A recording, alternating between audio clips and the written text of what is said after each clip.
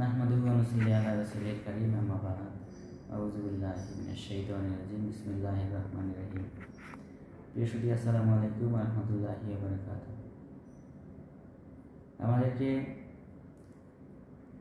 আমরা প্রার্থনায় বলতেছি আমাদেরকে সিরাতুল মুস্তাকিমের পথ দেখান, সহজ সরল পথ দেখান।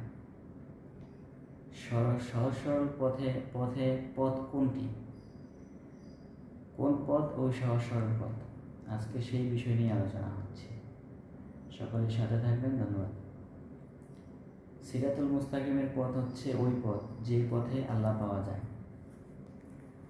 আর আরেকটি পথ হচ্ছে যে ওই পথে ইবলিশ বাধা হয়ে দাঁড়াবে। তাহলে বাধা হয়ে দাঁড়াবে ইবলিশকে অতিক্রম করে যেতে পারলেই আমি আল্লাহর দেখা পাবো, আল্লাহর নৈকট্য লাভ করতে পারবো। তাহলে ইবলিশকে কিভাবে আমার রাস্তা থেকে সরানো যায়, এবার সেই দিকে আসি। যে আমি যদি ইবলিশকে সরাইতে না পারি, তাহলে তো আমি গন্তব্যে পৌঁছাতে পারবো না, আল্লাহর সাথেও আমার আল্লাহর নৈকট্য অর্জন করা সম্ভব না। আর ইবলিশ যেহেতু আমার বিপক্ষে, আমার বাধা হয়ে দাঁড়াবে।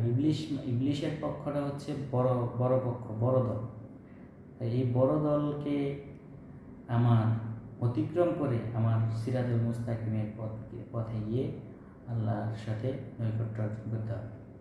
তাহলে ইহদিনাস সিরাতুল মুস্তাকিম, সেখানে গেলে আমি আল্লাহকে পাবো। কিন্তু তার আগেই তো ইবলিশ আমার শত্রু।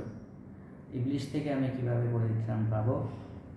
ইবলিশকে আমি যখন দেখলাম যে ঠিক আছে, ইবলিশ আমার সামনে বসা, আমি যখন ইহদিনাস সিরাতুল মুস্তাকিমের পথে আছি, তখন দেখা গেলো ইবলিশ আমার সামনে বসা। আমি যখন বললাম যে ইবলিশ, তুমি আমার সামনে থেকে সরে যাও।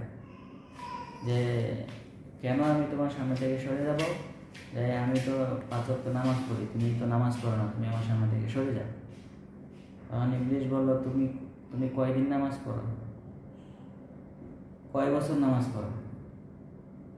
আমি তোমার চেয়ে বেশি নামাজ পড়ি, কারণ আমি 9 লক্ষ বছর ইবাদত বন্দেগী করেছি, নামাজ, রোজা, হজ, যাকাত। তখন আমি বললাম যে এই ইবলিশ, তুমি যে নামাজ পড়েছ,